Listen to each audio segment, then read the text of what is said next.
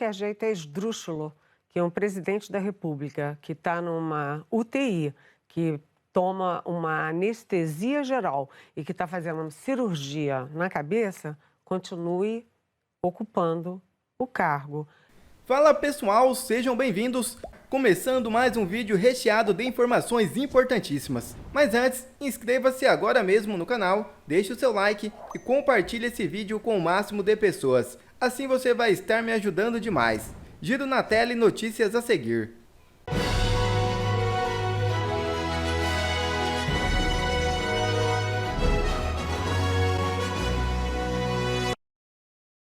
É esdrúxulo um presidente na UTI seguir no cargo, diz Catanhede. Analista política avalia que Lula deveria ter passado presidência temporariamente para o vice Geraldo Alckmin. A jornalista Eliane Catanhede chamou de esdrúxulo o fato do presidente Lula não ter transmitido seu cargo ao vice Geraldo Alckmin durante seu período de internação na unidade de tratamento intensivo do Hospital Sírio-Libanês em São Paulo. Para a comunicadora, não é razoável que um chefe do executivo se mantenha no cargo enquanto passa por cirurgias no cérebro e recebe anestesia geral. Parece que os militantes da Globo News sofreram um surto de lucidez. Não foi apenas Catanhede. Camarote também detona Lula ao vivo, que deixa Daniela Lima revoltada. De qualquer jeito é esdrúxulo que um presidente da República que está numa UTI, que toma uma anestesia geral e que está fazendo uma cirurgia na cabeça, continue ocupando o cargo. Sabe, isso tudo bem. A Janja até pode ter pensado, vão achar que você está que é mais grave, olha, pode dar um problema. Mas, gente, a gente está vivendo uma estabilidade institucional. Não é como o Tancredo Neves ficar doente, mentir e dizer que não é nada. Eu acho que constitucionalmente não faz sentido um presidente da República numa mesa de cirurgia, com a cabeça sendo operada, com anestesia geral.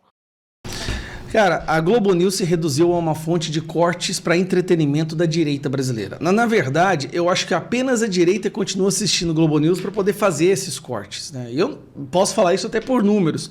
Olha que número interessante esse daqui. Globo News tem menos de 1 ponto, de Ibope, Fantástico também vive crise. Aí eu estava analisando o ponto, eles têm em média diária de 21 mil residências brasileiras, né? Olha só, 21 mil residências é a média diária de pessoas que assistem a Globo News. Eu tenho mais que isso, eu tenho mais audiência que a Globo News, mas eu tenho que agradecer a Globo News por nos dar tanto conteúdo fantástico. E esse que eu quero mostrar para vocês é um desses momentos assim que a gente percebe que começa a ter alguns lampejos de sanidade dentro da extrema imprensa. A situação da economia, do Brasil, do governo Lula está tão trágica que antes era só o Demétrio, né, que ficava falando algumas verdades. Agora o Camarote vai lá na frente da Daniela Lima. Gente, a Daniela Lima ficou muito chateada com isso. E faz ali uma sessão de sanidade.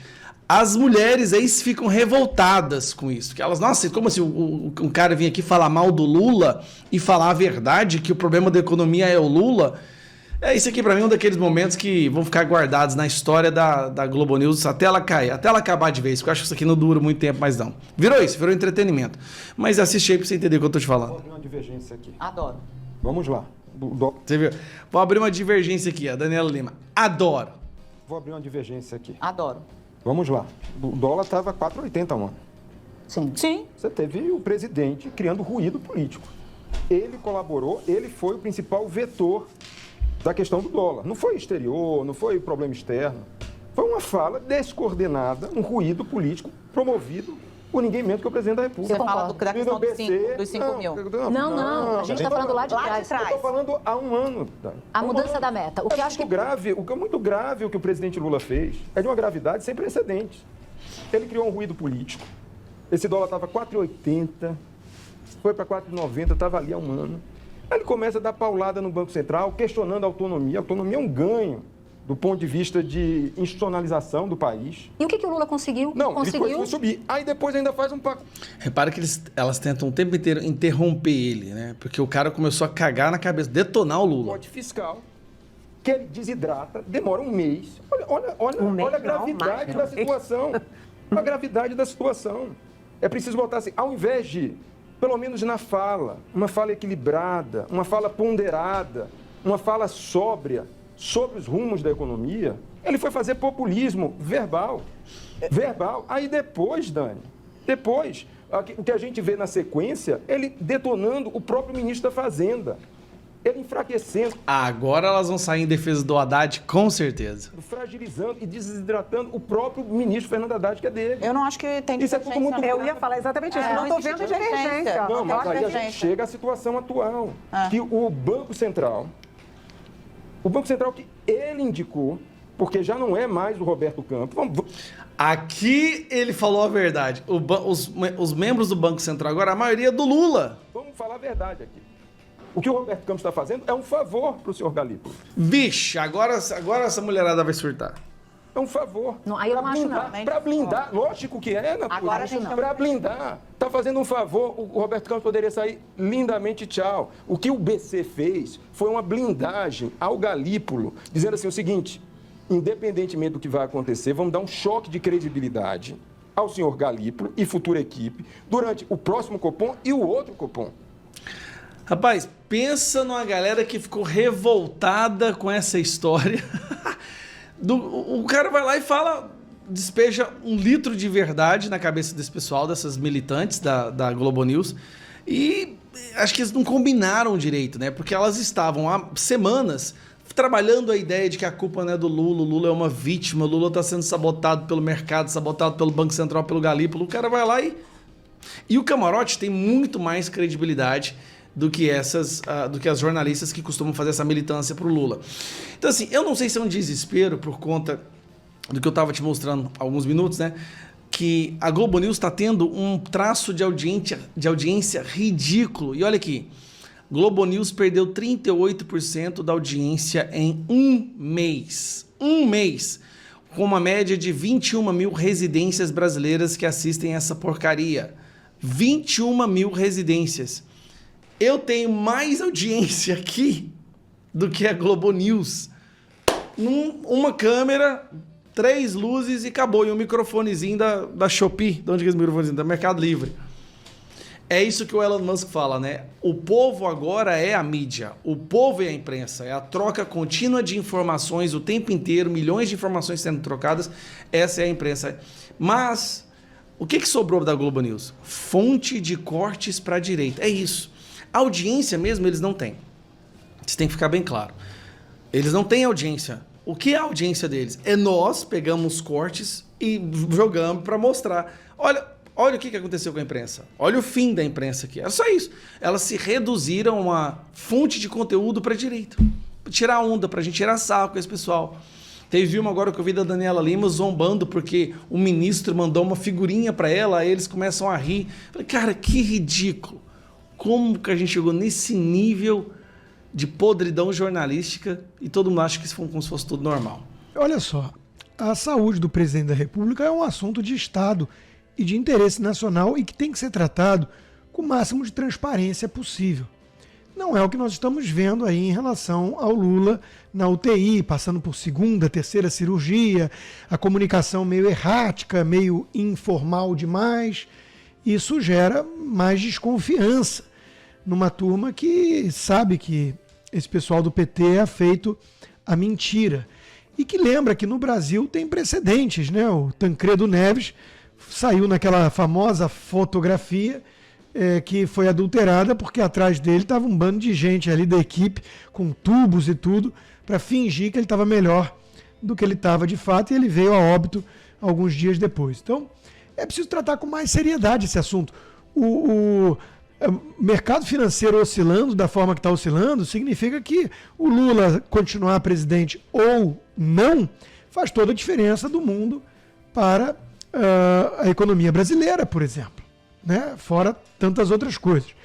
O médico responsável diz que ele neurologicamente está perfeito, né?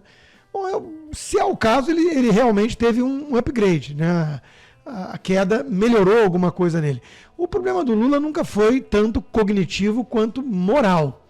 E acho que ele deveria usar esse momento, que é inegável, que tem muitos e muitos brasileiros, né, torcendo pelo pior para ele, para fazer uma reflexão sobre a sua vida, né?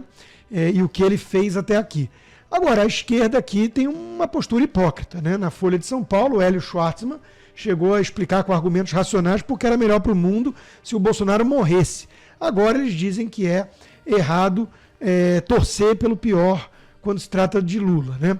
São os mesmos também que nos Estados Unidos, por exemplo, estão aplaudindo um jovem de elite que matou o CEO de uma empresa de seguro de saúde só porque ele era desse setor. As pessoas estão criando uma seita marxista, jacobina, que aplaude violência, assassinato, porque é uma violência redentora, porque é contra um executivo de uma indústria insensível que lucra com o sofrimento alheio. Deixando de lado a enorme ignorância sobre o funcionamento dos mercados, né? A solução agora é sair matando gente? Vamos voltar com a guilhotina? É isso que a esquerda chama de amor? O amor venceu? Então existe muita hipocrisia aqui.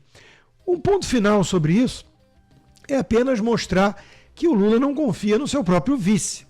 Ele não vai passar o governo para Alckmin, mesmo estando dentro de uma UTI. O ministro Padilha teve que vir a público dizer que ele está sancionando de forma digital leis. É o que? O governo do tio Paulo? E isso sim é absolutamente despropositado numa democracia. Ora, ele não tem um vice?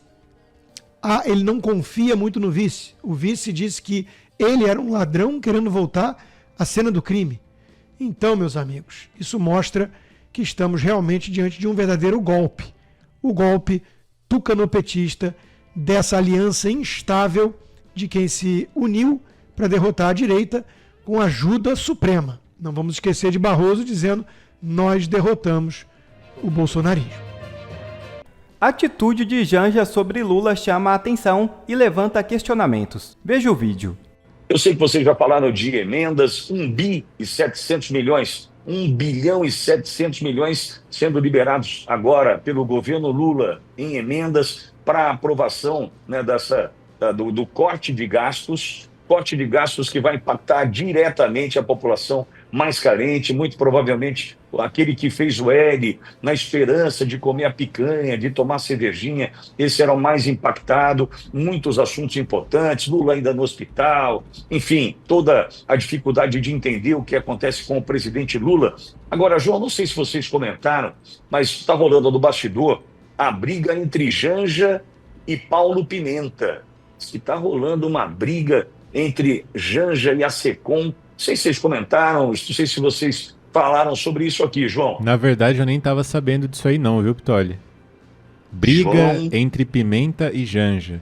Mas diz que sabe por quê, João? Por quê? Que, assim,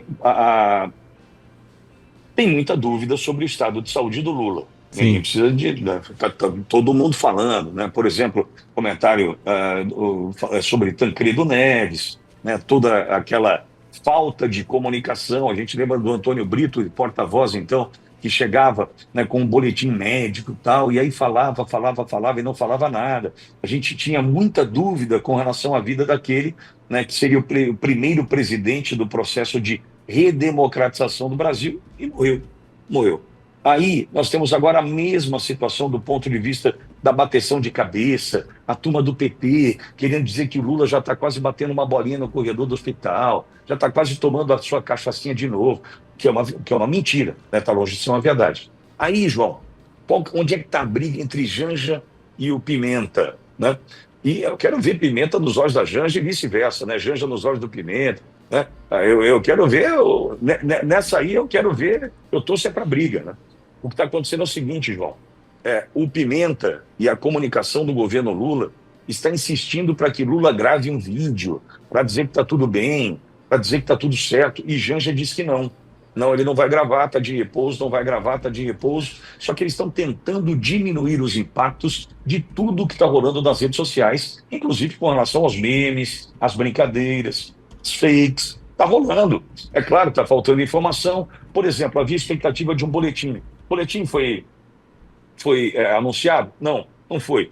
Abre dúvida, porque a gente está tratando de um hospital que não é nem um puxadinho ali no fundo do quintal. A gente está tratando de um hospital chamado Sírio-Libanês. A partir do momento que o hospital Sírio-Libanês, ele demora, atrasa um boletim médico previsto para determinado horário e que não é entregue, abre-se para especulação. E aí diz que o Pimenta, João, quer de qualquer forma, mas assim, a todo custo, que Lula grave um vídeo para dizer, o Luizão que é bom de imitar, tá tudo bem, tá tudo certo aqui e tal. Enfim, e Janja disse que não. Ontem, outros teve mal-estar também, porque o Lula recebeu a visita de familiares, filhos, netos, enfim, e a gente sabe que a relação com Janja, se a gente lembrar o que disse o filho do Lula sobre Janja, a gente sabe que essa relação não é nada boa, né? Então tem confusão, mas a que mais chama atenção é entre Janja e Paulo Pimenta, porque Pimenta quer vídeo, Janja não quer, viu, João? Pois é, Pitoli, a situação é complicada porque aí acaba aumentando as especulações, né? Como o Léo bem disse aqui hoje pela manhã, foi muito feliz num comentário a respeito das fake news que estão rolando, principalmente no Twitter, né, no X. As pessoas criaram imagens ali com inteligência artificial mostrando o presidente Lula. Teve também toda a questão daquele aquele suposto pedido de certidão de óbito do presidente Lula emitido pelo Hospital Sírio-Libanês, que foi desmentido aqui já, inclusive, pela plataforma de Elon Musk. Então a situação é complicada. Se tivesse uma comunicação mostrando que de fato o presidente Lula está de fato bem no hospital, como o boletim médico diz, como o governo, a presidência da República diz que está, né, quase jogando bola aí dentro da UTI no hospital, inclusive despachando dentro do hospital. Se tivesse isso tudo, se tivesse essa comprovação na comunicação, não teria tanta fake news rodando por aí. Concordo, João, concordo. Agora, repito, nessa briga entre Janja e Pimenta, eu torço para a briga, né? Eu torço para a briga, quero que eles dois se lasquem, né? Afinal de contas, a gente está tratando de quem não tem nenhum carinho por nós, nenhum respeito pelo dinheiro público, né? Que sabe como... por exemplo, Paulo Pimenta é ministro da reconstrução do Rio Grande do Sul. Janja é aquela que chega na Índia, diante de tudo que está acontecendo no Brasil, e manda um namastê. Então, quer dizer, João, aí nesse caso eu estou torcendo para a briga, viu, João?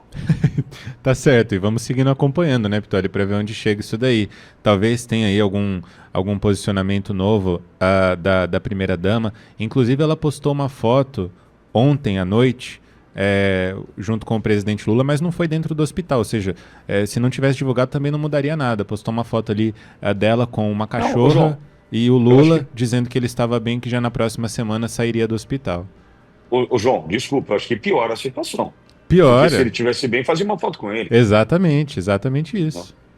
É muito ruim, muito ruim. Agora, ela que tem dado as cartas, hein? Porque, segundo consta também, informação de bastidor, foi ela que disse, Alckmin, continua no banco, não vai assumir não. Você não vai assumir não, continua quietinho, pegue seu banquinho e saia de fininho, Alckmin. Quem disse que Lula não passaria, né, o exercício do poder para o Alckmin foi Janja. Olha quem está decidindo o futuro do Brasil, que é um verdadeiro absurdo. Urgente. Estados Unidos fixam 10 de janeiro como data limite para Nicolás Maduro deixar o poder na Venezuela. É isso mesmo. A Embaixada dos Estados Unidos para a Venezuela, operando em Bogotá desde 2019, declarou nesta quinta-feira 12 que o dia 10 de janeiro, data de posse presidencial no país sul-americano, é o prazo final para que o ditador Nicolás Maduro deixe o poder. A declaração publicada na plataforma X foi assinada por Francisco Palmieri, chefe da missão dos Estados Unidos na Venezuela. Abre aspas. 10 de janeiro é a data limite para Nicolás Maduro. Recusar uma transição democrática representará a ruptura definitiva com a ordem constitucional e mergulhará a Venezuela em uma crise ainda mais profunda. Ele terá de enfrentar uma comunidade internacional mais unida e uma falta de legitimidade ainda maior. Fecha aspas. Os Estados Unidos, junto com outros países, reconhecem Edmundo Gonzalez, candidato da oposição, como vencedor das eleições presidenciais de julho. Contudo, o Conselho Nacional Eleitoral, sob controle chavista, proclamou Maduro como vencedor sem apresentar as atas de votação das sessões eleitorais, gerando dúvidas sobre a legitimidade do resultado. Por outro lado, a oposição disponibilizou em um site mais de 80% das atas que comprovam a vitória de Gonzalez. Atualmente exilado na Espanha desde setembro, após ter sua prisão decretada pela justiça venezuelana, Gonzalez afirmou que retornará ao país para tomar posse em 10 de janeiro. Com a volta de Trump à Casa Branca em 2025, a coisa vai ficar ruim para os ditadores no mundo inteiro, inclusive os ditadores de plantão no Brasil que se preparem. Quer ver mais conteúdos como esse? Então inscreva-se agora mesmo no canal e ative o sininho das notificações. Assim você não perde mais nenhum conteúdo que é postado aqui no canal. E também já deixe o seu like para o YouTube ajudar a divulgar o nosso trabalho. Fico por aqui e que Deus abençoe a todos. Brasil acima de tudo e Deus acima de todos.